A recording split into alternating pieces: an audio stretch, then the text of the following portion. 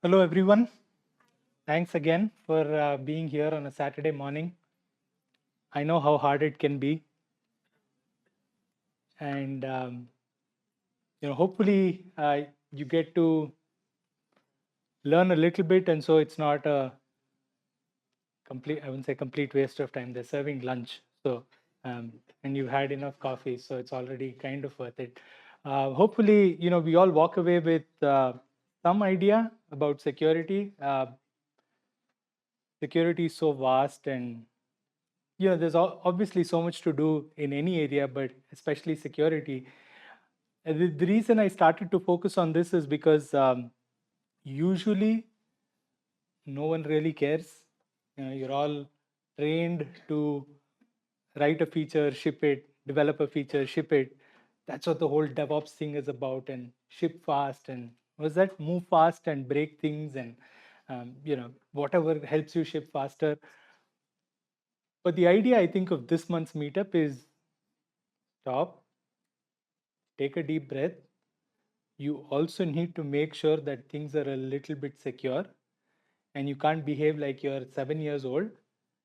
And so, the idea behind a lot of the things that I thought I'll show in today's presentation is about very small steps that you can take as an engineer, whether you're writing apps at home to deploy on your own, I don't know, $5 DigitalOcean clusters, or should I be saying CVO? No, I don't, I guess.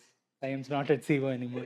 Or any other, you know, production grade applications that you're writing for at work, or you have a side project that you want to ship and have people use. As much as you focus on trying to keep an application of good quality, keep it reliable, make it available, and all of these good things, it's also important to make sure that there's some kind of security that's baked in. And security doesn't have to mean you're in a dark room wearing like a hoodie and dark glasses or looking very weird and none of that Mission Impossible stuff. Um, you can look like this and also do some kind of security and try and break things. So the point I want to drive is there's some very simple steps that you can take in order to make applications secure.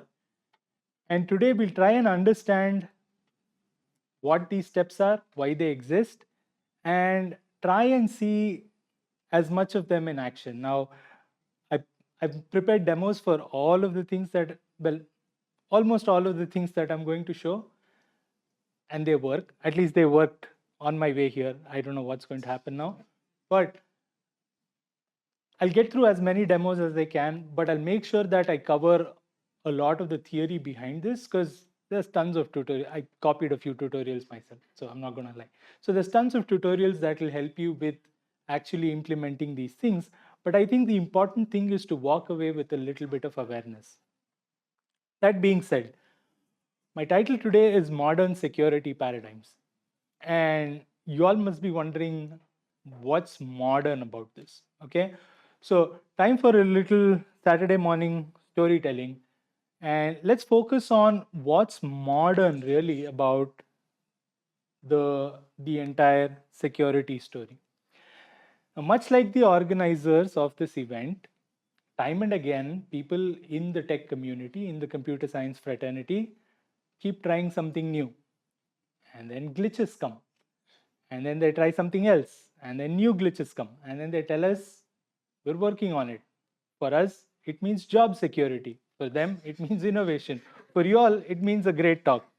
So originally, this was before my time. I'm not very old, but a long, long time ago, computers were just ugly gray boxes. You could secure them very easily. Put them in a room where nobody can reach it. Put a lock in that room. And your computer is safe and trusted and all of these good things. But then they tried something new. They connected a whole bunch of these computers that were in different rooms and they gave birth to what we like to now call the internet. Now, after connected computers came about, some small problems started to come along. There was no control over what was coming inside through the network. And more importantly, there was no control over what was going outside of these ugly gray boxes on the same network. this meant that there now was, something else that you need to lock up and make sure nobody touches and things like that. And the big problem is you had no idea of who was getting these things. And this is like very early, maybe even now. You had no idea really of who was getting to these things and how are they getting to these things. And there's so many different protocols, there's so many different ways to access things, there's so many different things to access. It became excruciatingly hard to keep these networked machines secure. And then the world moved on to something else. They called it the cloud. It was not a computer anymore. It was the cloud. Cloud is a computer. I mean, anybody who knows even a little bit about it knows that. It was in a lot of ways much more elegant than that ugly gray box, but it came with a new set of problems. In an ugly gray box, if I had a problem with one of my if I had an insufficient memory problem, I'll just pull out the old memory, put in the new memory, boom, solved. Memory problem solved. But now everything was a logical construct. You had machines, but like virtual machines. You had machines, but you had no idea where this machine actually was. You had no idea what was wrong with it. It would say that it's out of memory, but it's probably out of something else because you're just interacting with an interface. And so it was very hard to determine what was the cause of these problems and where they were happening. Just because of the distributed and ubiquitous nature of the cloud, that everybody can access it from anywhere, everybody can access it from anywhere. That's not a feature, that's a problem. But it was, marketed as the biggest thing since whatever. And these are things that, often get overlooked, but it kind of, you had to reinvent, okay, how do we now think about security? And how do we think about keeping assets on the cloud safe, and how do we make sure nobody gets to it? But the problem with the cloud, especially the public cloud, and I'm guessing a lot of us here make use of the public cloud, is that you have no idea what's running beside you. And what I mean by that is, you could be on a machine that's running some workloads for you, I don't know, collecting Diwali greeting cards or whatever. And there could be somebody else who's running something very critical for a bank, like let's say, if you wanted to enable two-factor authentication and somebody was running that service next to it, and somebody could be running some pawn on the server next to it. You have no idea, okay? And that gives rise to a lot of different problems in the areas of co-location and multi-tenancy, which means that you're on a server with logical separations for applications, and there is no deterministic way for you to either know what's running beside you or for anybody to know what's running as your service. Is this clear? It is a bit of a problem because if, let's say, there's three services, A, B, and C. I forgot this is recorded. I wouldn't have used the P word otherwise. There's three services, A, B, and C. And then let's say B, there's a very mediocre programmer who's written service B, and that mediocre programmer wrote a routine that's consuming a lot of resources that it's not supposed to, and that can take down applications A and C that are running beside it. And it's happened a lot. It's happened to me. It's probably going to happen to you someday. But the point is, we decided that, okay, this is not a nice way of sharing because people are not being nice neighbors. Let's find something new to do. And now we have this shiny new thing called cloud native. And this cloud native was expected to solve a lot of these resource problems and noisy neighbors and this and that, and make sure that if your applications go down, they can restart by themselves. Yay for reliability and all of these things. But cloud native comes with constraints. If you want to be truly cloud native, you have to be running as a container. Yes? New word, another 10 years of marketing, another 10 years of new courses, another 10 years of new meetups, right? And it's not just, containers. It's all, we started to make sure that all of the code that gets built into a container is open source and everybody can see it and everybody can tamper with it and, modify it. And Is that a good thing? Yeah, I mean, it's so cool that I can now collaborate with somebody in Budapest. I have a friend who lives in Finland with 4 cats in his basement, and both of us write some code together for, you know, pushing some applications onto cloud infrastructure and things like that. It's amazing. Okay, maybe. And it was not enough that we had one container and then it grew to 10, it grew to 100, and then now we have orchestrated containers. So I can't tell for sure if my container is running or not. There's so much uncertainty about containers themselves. And now that you throw it inside Kubernetes, you just can't tell whether an application is up, whether it's down, whether it's networked, whether it's not, whether this is the IPN port of that application, and if that will definitely be the IPN port of that application for however long, etc. So all of this has resulted in a situation as of today where there's a lot more things that need to be secured. It's not clear what else there is and what there is in the first place, and it's in so many different places that people can't even count. So with that introduction, welcome to my talk about modern security paradigms, where modern really means something extremely confusing, and for the next 10 years, we're going to keep talking about this in so many different meetups. My name is Ram. I work as an evangelist at the Linux Foundation. I help manage a few projects, and my introduction to security really came 4 years ago when some really bad things happened. And a lot of the code bases that my community was responsible for was affected, and we didn't even know we were affected.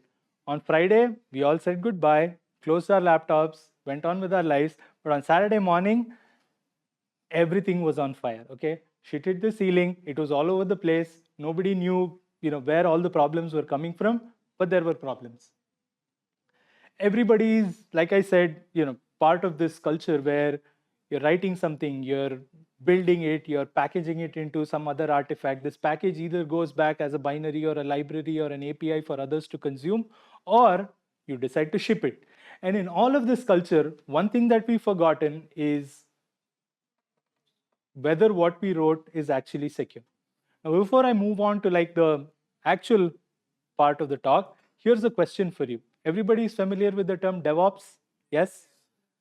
I mean, nobody really knows what it is, but yeah, we're all able to imagine something about that.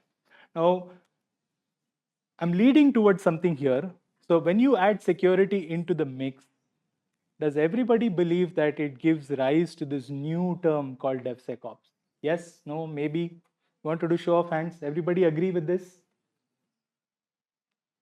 And next, I'm going to ask anybody disagree with this, and then there's going to be like 30 hands in the room that neither agrees nor disagrees. That's very confusing for a presenter, but okay, I'll plow on. My opinion is DevSecOps is not DevOps plus security just sandwiched in the middle, but it's Dev and security operations workflows. Okay, so there's a slight nuance to this. I'd like you to think about this. We can discuss offline, online. We can fight on Twitter, whatever your favorite places. But that's my general idea. I have a little bit of an opinion about this, and I formed this opinion over the past few years, and I'd like to share that with you largely today. Okay, well, let's get to the actual talk. Everybody is writing Docker containers. Yes? No? Great. Can you tell me very definitively all the stuff that's being built when you run a Docker build? Yes, no, maybe. Okay. Can you definitively communicate after a Docker build that it has been built by a person with a particular identity or a machine that has a particular identity? Can you tell where a particular Docker image came from if you, let's say, look at it on Docker Hub, or if you look at it on any other container registry that you're using? My guess is probably not. A lot of times when I ask this question, people say, oh, but Docker Hub has a thing where you get a blue check mark, blah, blah, blah. That tells you that the image is coming from an account that's kind of verified. It's even worse than like Twitter verified. If you said somebody with a blue Twitter checkmark uploaded this image, that's more reliable than the Docker Hub checkmark, okay? And then finally, and this is one of the more critical things that's, slightly intermediary to advanced level, where was this build actually executed? So when an image is made available publicly, that image can come from a machine that is already hacked. Okay, so for lack of a better word, I'm going to say hacked. The idea is there was some vulnerability on a machine. The vulnerability was used to compromise that machine, and an attack vector has allowed that machine to be taken over of sorts or maliciously accessed. Sorry for all the big words I'm using. You're going to hear it a lot today, but you really should know some of these. No, all of these. So somebody basically hacked the machine. Okay. So would you like a build in your stack from a hacked machine? Yes or no? But do you know how to tell if it's from a hacked machine or not? Or do you know how to tell if it's definitively tell if it's from a machine that has not been hacked? So those are some of the questions that we're going to be answering today. And the idea is all of the software we use today is composite software. And what I mean by composite software is it's composed of different pieces that are written by different people, that were built on different machines on different days of the week, and just came together at that moment on your build. So you don't have a definitive way of saying, hey, this is a good build of a good piece of software. So for my first demo, I will demonstrate a very simple Docker build set of builds, okay?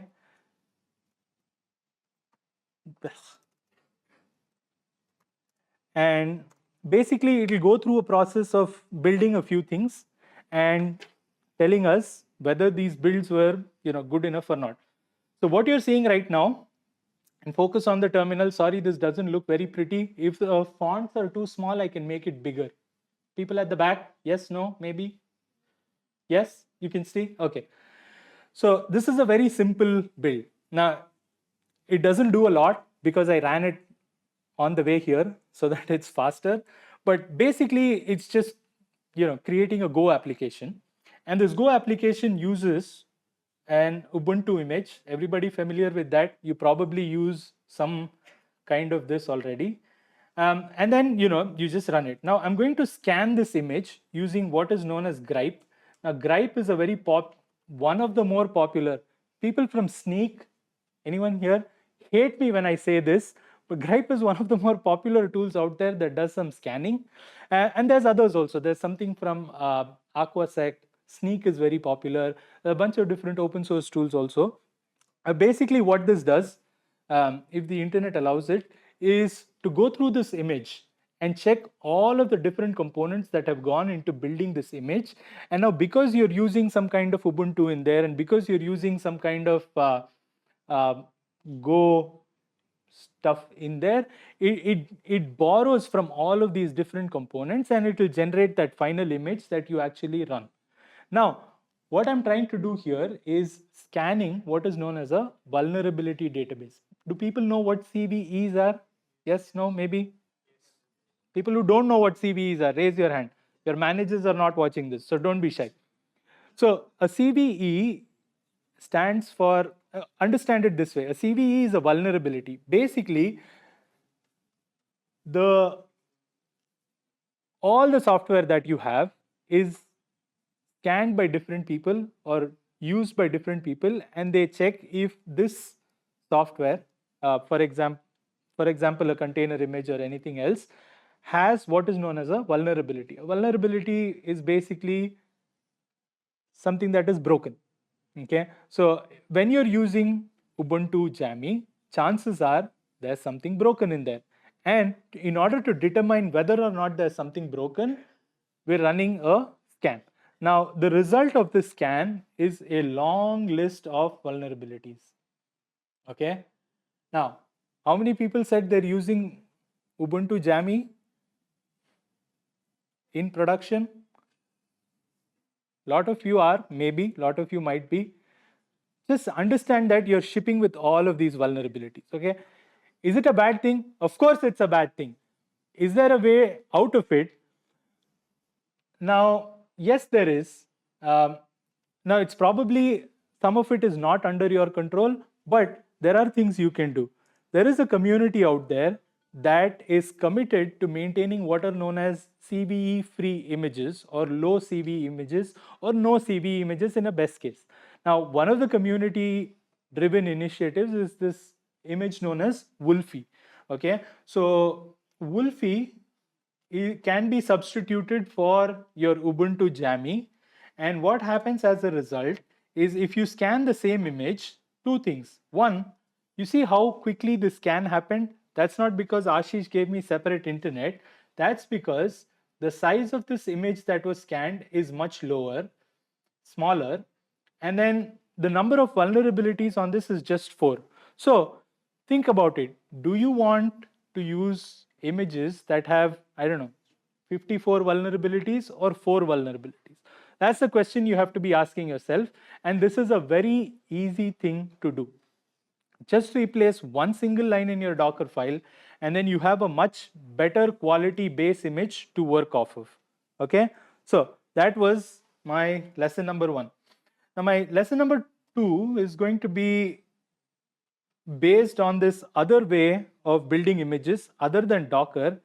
And this is sort of a push to a project that I like. Okay, so there's a build packs project that's a part of the CNCF. It is an open source specification for how you have to create containers and build containers. Now you can use the same sort of build packs to derive the same results essentially. So this is using the Jammy stack. It has the same number of vulnerabilities, but there's certain other advantages to doing build packs, which I'll get into in just a bit. So for the next part of my presentation is try to so the earlier lesson was reduce as many CVEs as you can. The next part is to use sane defaults. We're not using Wolfie images or Wolfie-like images as a default. That's bad.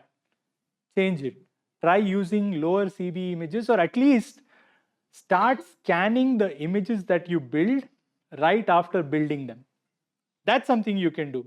Nobody can stop you from doing that. Okay. The other thing I wanted to point out is this thing about root versus non-root. Everybody understand what a root user is? Yeah. Accessing or running a container as a root user, bad. Running a container as non-root user, good. But I say this with a little hesitation because we're not even aware of what user means when we work with our containers. And that's a little sad to see. And that's the second part of my demo. Okay, so I have 2 containers that we just built. One of them uses, okay, so let me, okay, so for the benefit of those who are at the back. So one of them defaults to user 1000, which is like the first user that gets added on a Linux machine. And the other one defaults to a user 0, which is the root user. Guess which is which? So the one that uses user 0 is a Docker based build. So when you use Docker, by default, you get a root user with privileged access as the default user. You have to take some additional steps in order to make your default user non-root. Okay. Whereas when you use build packs, one of the advantages that you get is by default, it creates a user and makes that non-root user the person that executes all of the code within the container. Okay, so this is again a very small thing in order to keep in mind. The way you fetch user details is you can just run some simple Docker inspect image command and fetch for user, and you'll immediately know what kind of user is actually powering the app. So it's not very difficult to do that. And the third thing I wanted to emphasize on is about transparency. Now, like I said, not a lot of us know what's actually baked into a Docker image that we use. We get a Docker file from somewhere, we just use it. If it has an error, we'll copy that error from the terminal, paste it into a browser window. It'll go to Stack Overflow. Somebody will write some other 2 lines over there, and it'll be upvoted. And then you'll copy those 2 lines. You won't even bother to upvote it when it actually functions for you. And then we'll just copy those 2 lines, paste it back in our Docker file. Rerun Docker build. It'll work. Everything's okay. We don't check where those lines are coming from, what those lines contain. As long as things function, we just have to run it. And again, that's how we've been trained to think. DevOps and culture and frequent and fast releases and all of these things. Again, it's time to pause. It's time to inspect. It's time to introspect what exactly you're putting inside a Docker file. Why is it being put? And how does it contribute to the final image? And so that is something that I wanted to show in the form of an SBOM.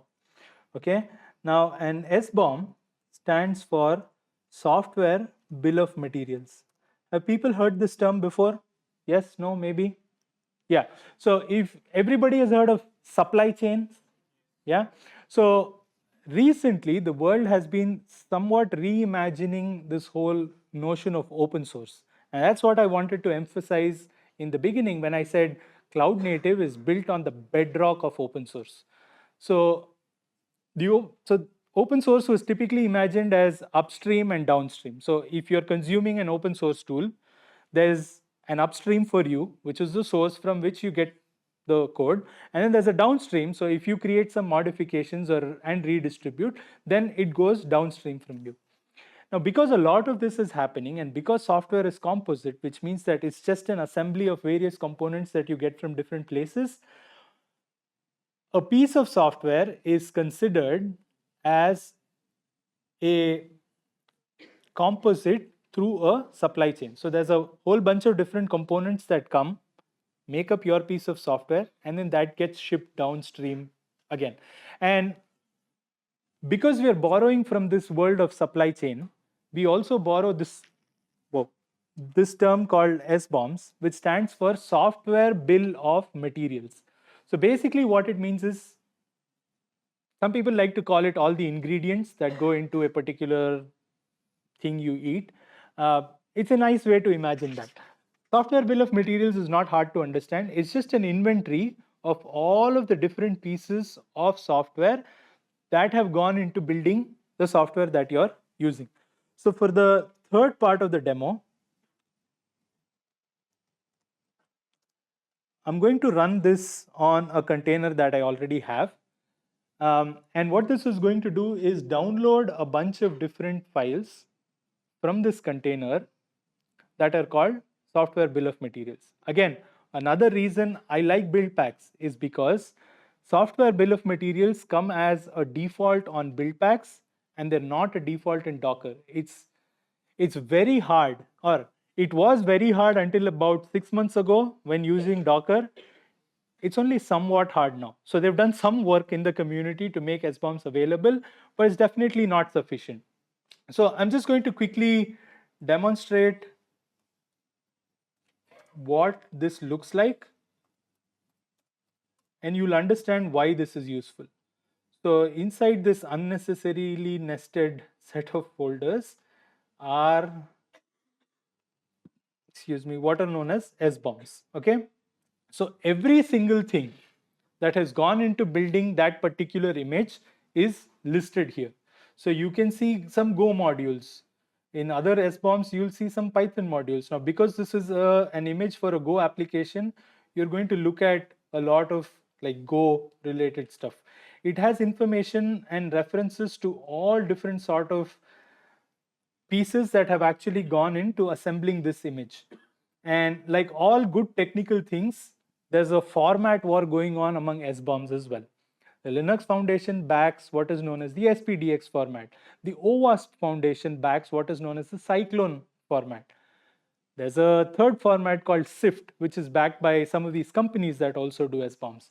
And then the OpenSSF is another foundation where they said, doesn't matter what format you're using, we're going to introduce this thing called protobomb, and protobomb is going to read all of these other bombs, and it's like the bigger bomb.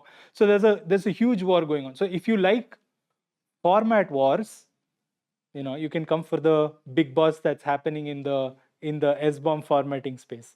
But the idea is you now have information through SBOMs of exactly what's inside your image. And if you remember that diagram from before, it was about what's being built, who built it, and all of these stuff.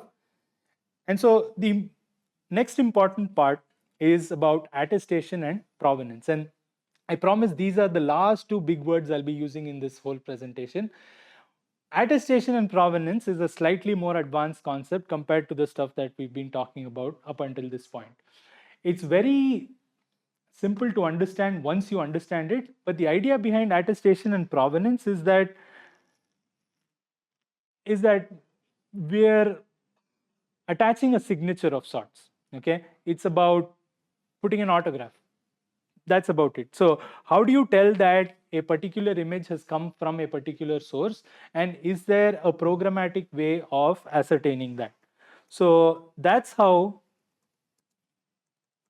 this thing works. And there's a very popular project in the community called Cosign that actually implements this.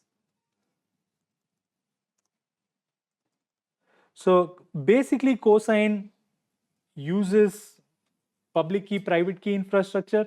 I'm sure everybody who studied computer science for a few years knows that. I'm not going to go into the detail, mostly because I don't remember any of it, but also because you don't need to get into that kind of detail. But it basically utilizes some kind of public key, private key exchange, and then it's going to add a signature to this image that I just built. So I'm just using the same Docker build that I did in the first demo here also. Okay, so it does a Docker build, but what it also does in addition is adds a signature. And what I'm doing here is adding a signature and pushing it to the same space as my image on Docker Hub. So if I go to Docker Hub and I check this image, there'll actually be a signature file in addition to the image that I built. So why this is useful is because anybody can then use my public key to verify whether or not this image came from me. Does that make sense? I'll quickly maybe open Docker Hub and show that along with the image, there's now a signature file that sits there. Again, this is very simple to execute. All you have to do is to add some Cosign credentials. And you see here a few seconds ago, there's a signature along with my image. So this is the signature that basically, see how it ends in .sig, right? So this is the signature that basically is used for identifying this image as mine. And the workflow for verification I also showed here. So you can do a simple verify, and then this is going to verify against my public key because my public key is available right here, and then basically tell me whether this is good or not. So again, this is also a fairly trivial step and a simple thing to implement in all your CI/CD workflows. There's a couple of other demos that I have prepared too, but for paucity of time, I'm going to skip it. There's an important concept called admission control. And you might all wonder, Ram, if there's something wrong with an image, it's very simple. I won't allow it on my production. That is the simplest thing to do. I think there's a Project Kyverno demonstration that's going to come up that's going to show you how this is done. It encapsulates a lot of things in terms of policy and things like that, but at the essence of Kyverno is basically admission control. Kubernetes has a bunch of different constructs that will allow you to send requests to a Kube API server to block a pod from being deployed if it doesn't satisfy certain conditions. Now, what those conditions can be and what those APIs can look like is basically the meat of a talk that's going to come up. So I'm not going to get into that into much more detail. But understand that there is a provision inside Kubernetes to tell Kubernetes that don't allow a certain pod if it doesn't satisfy certain conditions. The last part I wanted to also showcase was automation, where there's a tool called Kpack. And Kpack can basically bring all of these things together and run that in cluster. I do have the demo. Maybe I'll show it to you at some meetup next year or sometime sooner if they decide to call me. But basically understand that there are tools available out there in order to simplify security for you as a developer. So you can be a developer and you can offload security operations to a bunch of different tools that basically assist you. This is the setup. We're not going to go into a lot of that. Last couple of things before I finish. If you enjoyed listening to any of the stuff today, you can visit CNCF tag security. That's where a lot of these discussions are happening. They're very active. They're branched into 4 or 5 different places. You can take a picture, you can scan it, etc., etc. There is the OpenSSF. Now, if you're too lazy to type OpenSSF in your browser on your phone, you can scan this QR code. It will take you to the openssf.org website. OpenSSF is a Linux Foundation project. They're basically a vendor-neutral body whose sole job, whose sole aim, whose sole focus is to how to make open source secure for everybody. Now, if there's one picture that I really insist that you take is a selfie with me, but if there's a second more important picture you want to take, it's that. This is a QR that will give you access to a free course. Linux Foundation hosts a bunch of different courses. If you're interested in software security, it's called LFT 121, Securing Open Source at the Workplace, whatever, doesn't matter. But this code will basically give you access to that. And there's a free certificate of completion that comes along with it. You can show off on LinkedIn and things like that. Maybe you don't take a picture with a Microsoft logo today to share on LinkedIn, but I'm sure you can get like an LFT 121 certificate. Last thing I wanted to say is there's a community event that's attached to KubeCon India that's happening on the day preceding KubeCon India. So on December 10th in Delhi, there's a OpenSSF Secure Open Source Software Community Day.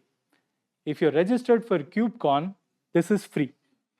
You can attach this to your KubeCon registrations and you can participate in a fun day of security talks on the day before KubeCon.